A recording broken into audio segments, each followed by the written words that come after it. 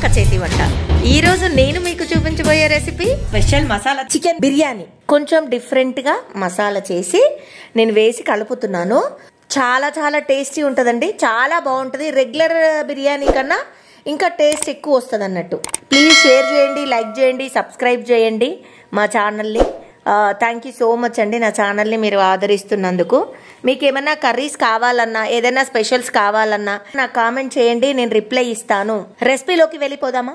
నీట్గా చికెన్ కడుక్కున్నానండి నేను. 1 kg chicken ఇది. నిమ్మకాయ పిండుతున్నా, ఒక నిమ్మకాయ. లైట్గా పసుపు వేస్తున్నానండి, కొంచెం 2 స్పూన్స్ ధనియాల పిండి, 2 స్పూన్స్ వేయాలి. కారం మనం ఎంత తినాలి అనుకుంటే 1.5 స్పూన్ అయితే నేను వేసాను. ఘాటు మసాలా, ఈ మసాలా నేను ఆల్రెడీ ప్రిపేర్ చేసి పెట్టుకున్నానండి, మీకు డిస్క్రిప్షన్లో ఇచ్చాను. ఈ మసాలా కొంచెం 1/2 టీ స్పూన్ మాత్రమే వేయాలి, ఎక్కువ వేస్తే ఘాటు ఎక్కువ అయిపోతుంది. అల్లం వెల్లుల్లి పేస్ట్ కొంచెం ఎక్కువే పడుతుందండి. అల్లం వెల్లుల్లి పేస్ట్ అంటే 2 kgs అవుతుంది మనకి. 1 kg చికెన్, 1 kg రైస్ కాబట్టి 2 స్పూన్స్ ఈజీగా వేసుకోవాలి. సాల్ట్ తగినంత, మన రుచికి తగినంత వేసుకోవాలి సాల్ట్.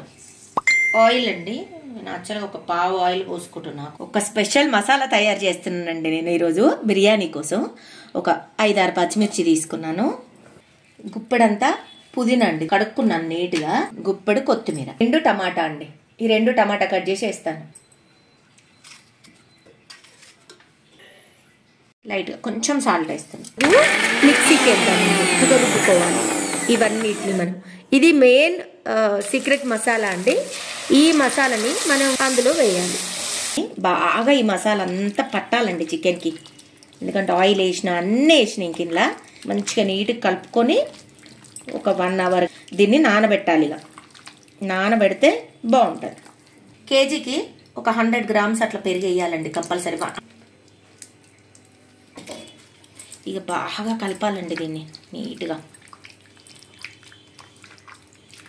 పెరుగు మొత్తం దానికి పట్టాలి, మసాలా అంతా పట్టాలి.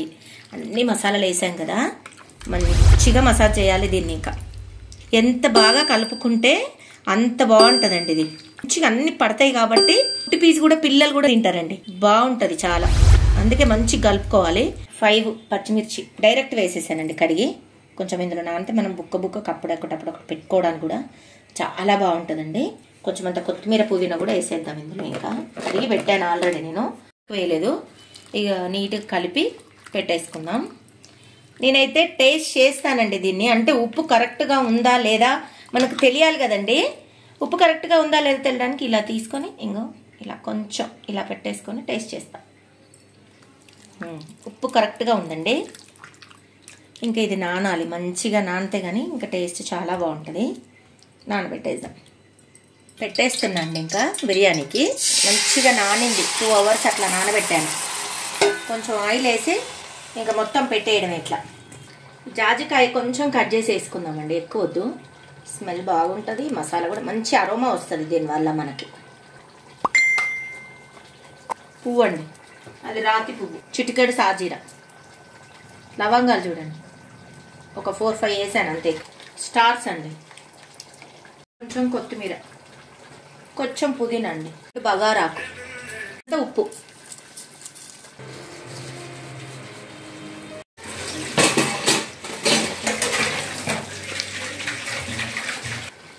బియ్యం ఆల్మోస్ట్ 70% ఉడకబెట్టానండి.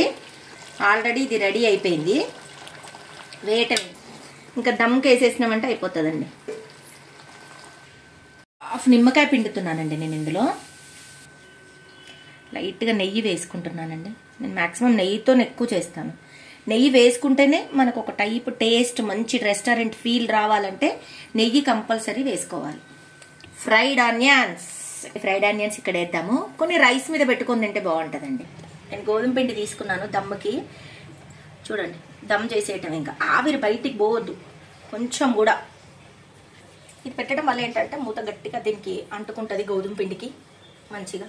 అసలు కొంచెం కూడా ఆవిరి అనేది బయటికి వెళ్ళిపోదండి. ఇక అయిపోయిందండి, మూత పెట్టేసుకున్నాం అనుకోండి. కొంచెం ప్రెస్ చేసుకోవాలి, ఇలా ప్రెస్ చేసుకొని పైన ఒక బరువు పెడదాం. ఈ బరువు చూడండి, రోలు. 15 minutes దమ్ అయితే చాలండి. ఇప్పుడు ఇది లో ఫ్లేమ్ లో పెట్టాలండి. అయిపోయింది 15 minutes. ఆఫ్ చేశాను. ఒక 5 minutes తర్వాత తీసేద్దాం. ఓహో, చాలా బాగా దమ్మైందండి. ఆహా,